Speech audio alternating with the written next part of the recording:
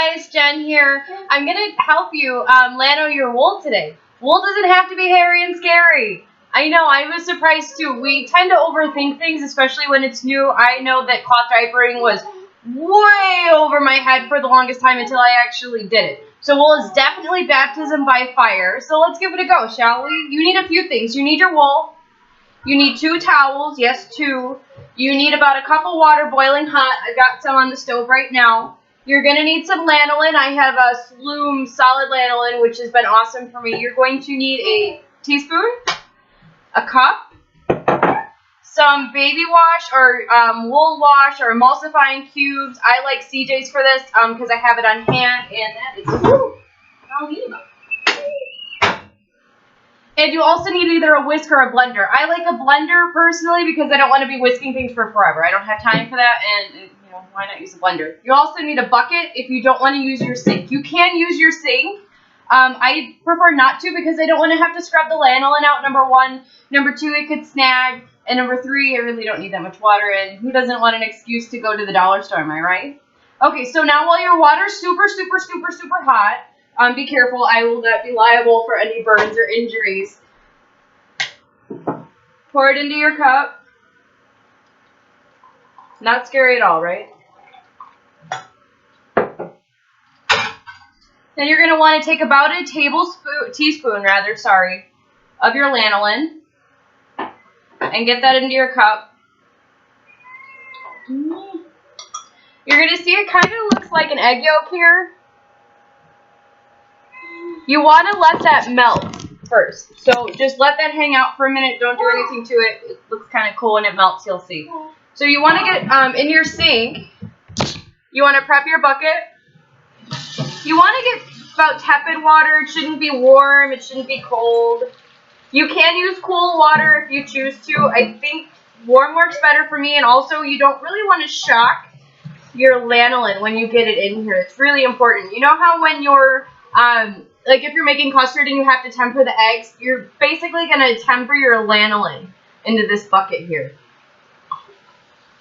So we're making an emulsion today. I feel like I need to have Alton Brown on here, get a clip on Good Eats for this. It's still a little bit too cold.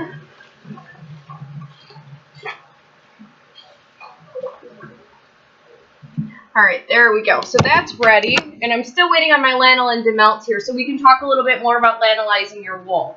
You're going to need to do this 2 times if you're planning on using the cover or glue use overnight. If you're only going to use it during the daytime, 1 time to lanolize is fine.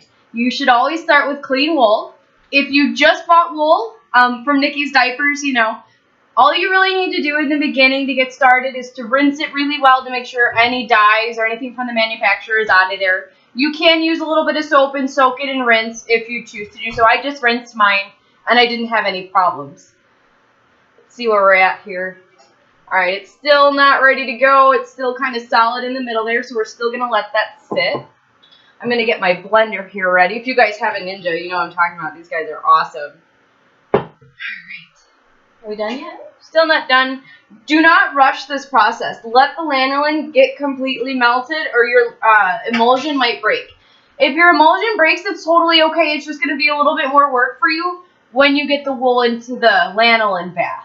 But again, not a big deal. It happened my first couple times trying to figure out, okay, how can I show you guys how it's going to work for you bulletproof?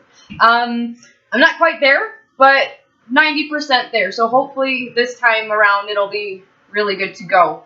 Like I said, I didn't use any special wool cleaners or cubes or anything because I didn't know if I was really going to like the wool.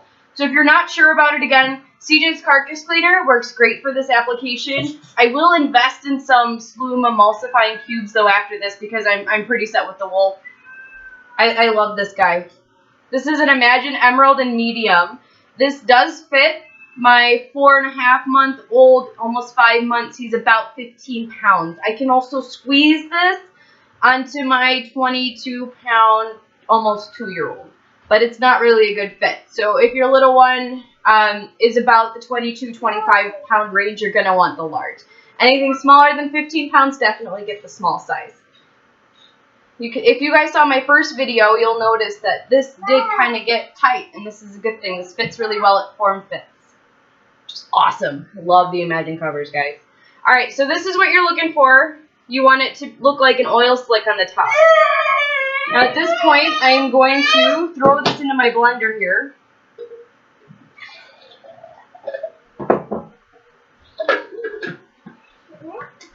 And I'm going to blitz the crap out of this. I'm going to pause the video here so you guys don't have to listen to the blender. You can, just put your own blending sounds in there for like 10 seconds. Hold on. Alright, so after about 10 seconds in the blender, it's very milky looking, but we're still not done yet. We want this emulsion to set, again, because we don't want it to break because that makes more work for us and I don't like more work. So you're going to add a couple drops of your favorite soap or baby soap, or CJ's, whatever you got, or this is the time to add your emulsifying cubes. I use about 3 squirts of CJ's for this. It works well. It also helps avoid that wet sheep, wet dog smell. If your wool does smell like that, don't worry about it. It's completely normal. I promise you didn't break it. Alright, so I'm going to go blend this for about another 10 seconds. I'll see you right back. Alright, as you can see, it's still milky. The temperature has died down quite a bit, so it's not going to burn your hands. It's still warm, but you could, if you spill this on, it's not going to hurt you. That's about the temperature that you want, because we're going to introduce this now into our lanolizing bucket. Another good thing about the lanolizing, having a bucket specifically for that, is you don't have to clean it. I mean, it's just all ready to go, and you're not going to have any problems. So you want to slowly add your emulsion to this. You can use a whisk or use your hand, kind of mix it in there. It doesn't really matter. And if the lanolin breaks again, which it might, I'll show you guys how to deal with that.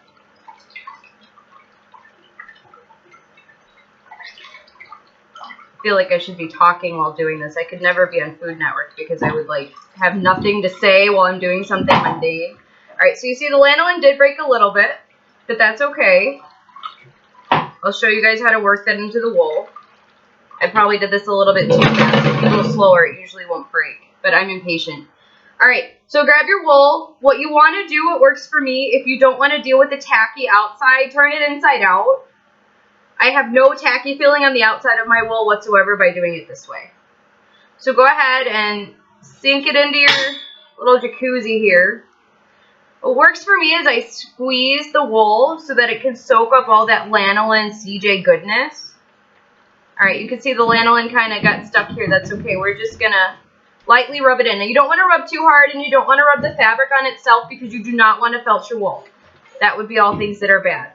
So this didn't really break a whole lot. You guys can see the first time I did it, I had weird lanolin all up the sides, and it was all foamy and stuff. If that does happen, just do what I'm doing right now. Press it into the wool. Make sure that you're squeezing into the wet zone and the legs.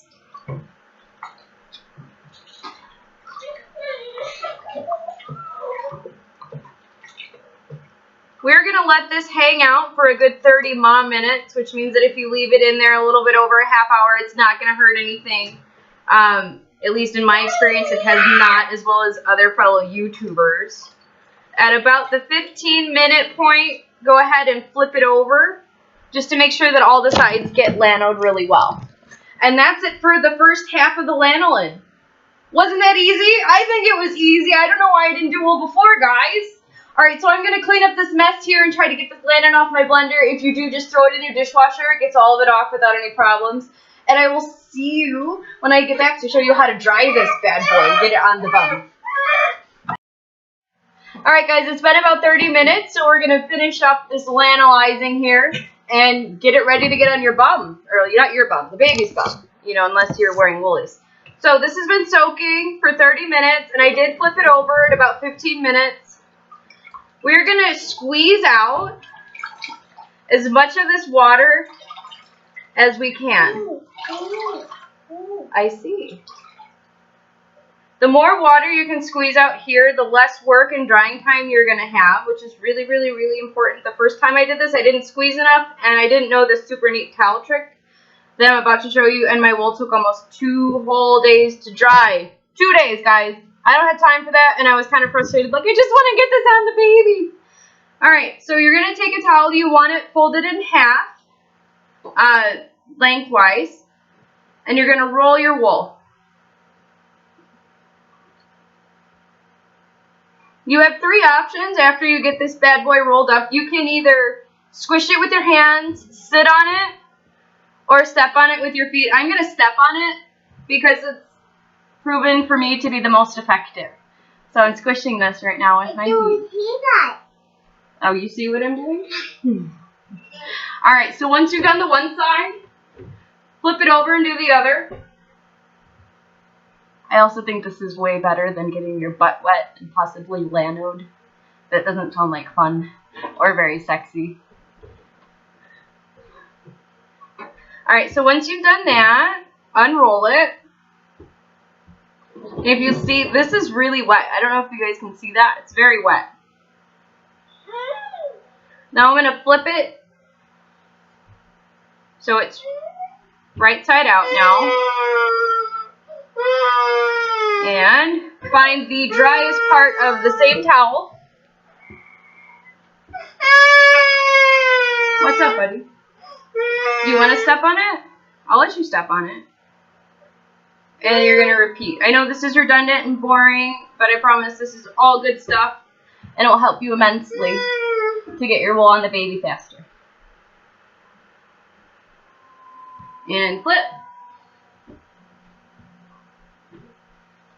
When your husband or significant other sees you doing this, they'll probably think you're crazy, so you might want to do this when they're not home. Alright. So this guy is now ready for the final step. It's also the longest. Halima, I need to get over here. Thank you. Alright, so take your second towel. You have a couple options for this too, but trial and error has told me that you do not want to place it sandwiched in the towel. It doesn't dry as fast without the airflow. I mean, it seems like it would because you've got terry, you know, both sides, but it just doesn't work. So make sure that this is shaped out. You don't want it to be like this or any other goofy which way because it won't fit right back on the baby the way that it should. So press it out, let it sit for a good 24 hours, flip it somewhere in between, and you should be good to go. And this is ready for your baby, guys. Isn't that exciting? You did it. You lanoed wool, and so did I. Oh my goodness, yay! So if you haven't gone down that rabbit hole yet, I'm totally enabling you. Go and do it because seriously, I mean, 30 bucks, guys. And this is going to work for 2 weeks as long as nobody poops in it. Maybe even 3, who knows? So definitely get yourself woolies. Again, this is Imagine. This is just a cover. This is an emerald, and this is a medium. And again, it can almost fit her, but it's probably a little bit too snug for my liking. So I will see you guys later on another episode of Jenable Your Day. Bye, guys. Don't forget to subscribe and use my link on the bottom to check out everything at Nikki's. Bye.